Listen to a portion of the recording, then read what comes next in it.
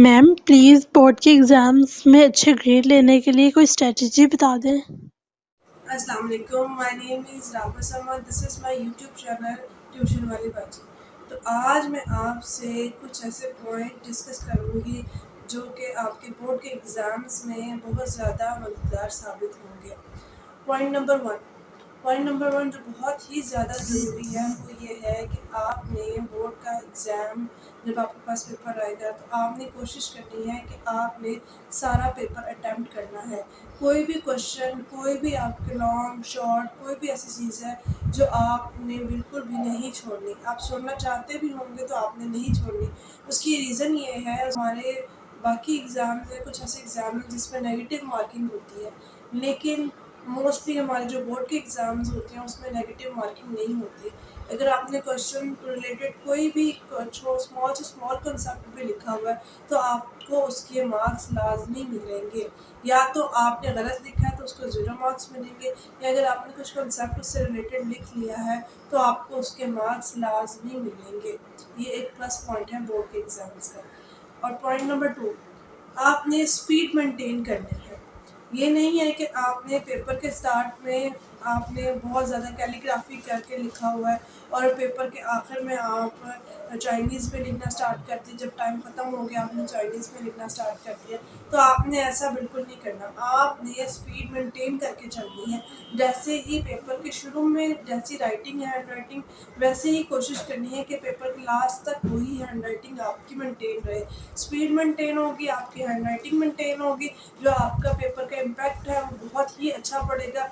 Checker के ऊपर, examiner के ऊपर आपका बहुत ही अच्छा इम्पैक्ट पड़ेगा कि बच्चे को सारा आता है।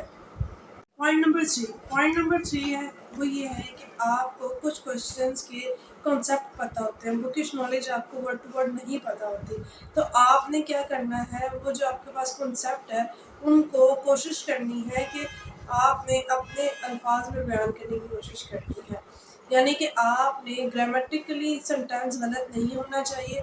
अगर आपका मेन कॉन्सेप्ट सही है तो आपको उसके नंबर लाजमी मिलेंगे, चाहे आपने उस को किताब से वर्ड टू वर्ड जो बुक का नॉलेज है उसको आपने नहीं लिखा, लेकिन अपने अल्फाज में भी बयान कर दिया है, कॉन्सेप्ट सही है तो आपको उसके नंबर लाजमी मिलेंगे।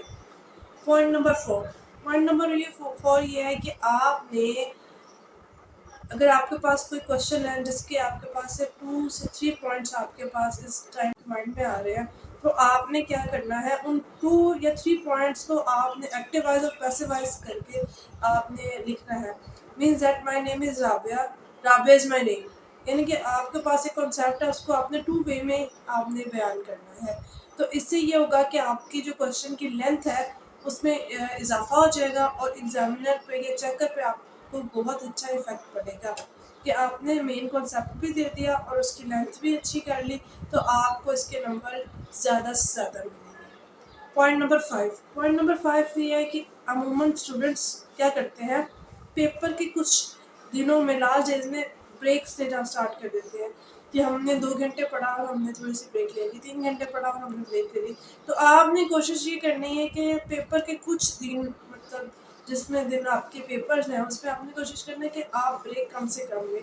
उसकी रीज़न ये है, बहुत सारे टीचर्स ये कहेंगे कि ब्रेक ले लें। उसकी रीज़न ये है, अमूमन हम जब ब्रेक लेते हैं तो हमारा जो ध्यान है वो हमारे बहुत बड़ा जो आजकल डिस्ट्रैक्टर है वो फ़ोन है। तो हम ब्रेक लेते हुए हम फ़ोन का इस्तेमाल करते हैं। जो फ़ोन का इस्तेमाल हम करते हैं तो हमारे पास बहुत सारे ऐसे सोशल मीडिया प्लेटफॉर्म्स हैं या बहुत सारे ऐसे चीज़ें हैं जिसमें हम डिस्ट्रैक्ट हो जाते हैं। हमने 20 मिनट की ब्रेक ली तो वो 20 मिनट की ब्रेक 2 घंटे में तब्दील हो जाती है और स्टूडेंट को पता नहीं चलता, जिसकी वजह से ब्रेक लंबी हो जाती है और जो मेन फोकस है स्टडी उससे स्टूडेंट हट जाता है, जिसकी वजह से उसके बोर्ड के एग्ज़ाम्स में मार्क्स बहुत कम आते हैं।